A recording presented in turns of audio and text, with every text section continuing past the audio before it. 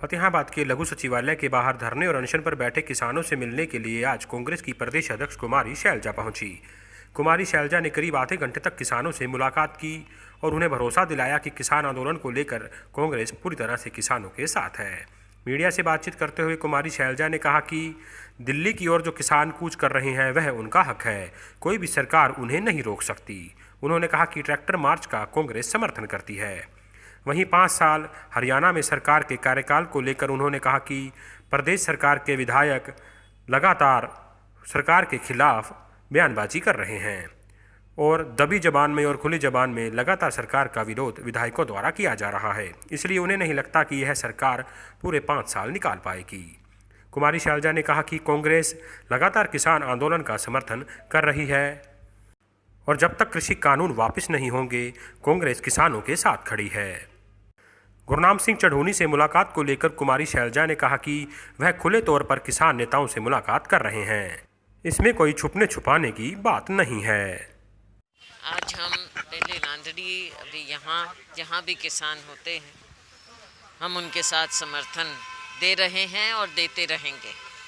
Congress party ने अपना stand Rahul Gandhi ji ने पहले से बताया है। हम इन तीनों काले कानूनों के खिलाफ हैं और कांग्रेस पार्टी किसान के साथ खड़ी है और खड़ी रहेगी। आज यहाँ पर फतेहाबाद में हमारे किसान भाई, मजदूर भाई जो धरने पर बैठे हैं और कुछ साथी अनशन पर भी बैठे हैं, हम उनके समर्थन में हैं।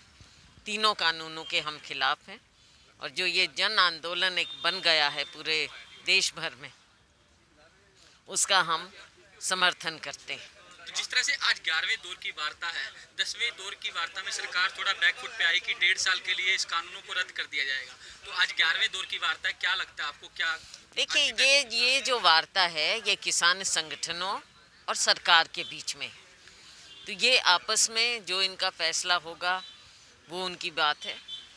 जहाँ तक कांग्रेस की बात है, कांग्रेस इन तीनों कानूनों के खिलाफ।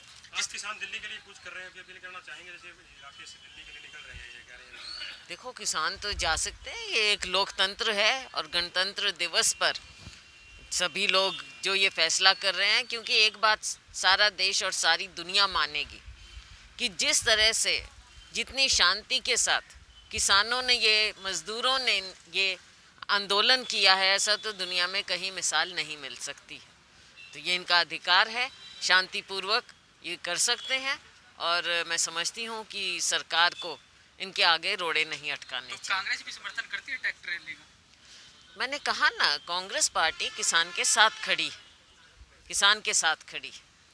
जिस तरह से गुरनाम सिंह चढ़ूनी पर आरोप लगे कि पार्टी के नेताओं से मिले हुए हैं, चाहे वो उनके टेंट में आप भी गए थे, रणदीप सुरजेवाला भी गए थे, सरकार गिराने की साजिश हो रही थी, इस तरह के इसमें मिलने की क्या बात है? ये तो जो सरकारी पक्ष है अपनी कमजोरी छुपाने के लिए, ध्यान बांटने के लिए इस तरह की बातें कर रही हैं। हम कौन सा छिपके गए थे? हम तो सीधे गए थे, औरों से भी मिले हैं, हम तो उनसे भी मिले हैं, खुलेआम मिले हैं, आंदोलन में यहाँ भी आए हैं।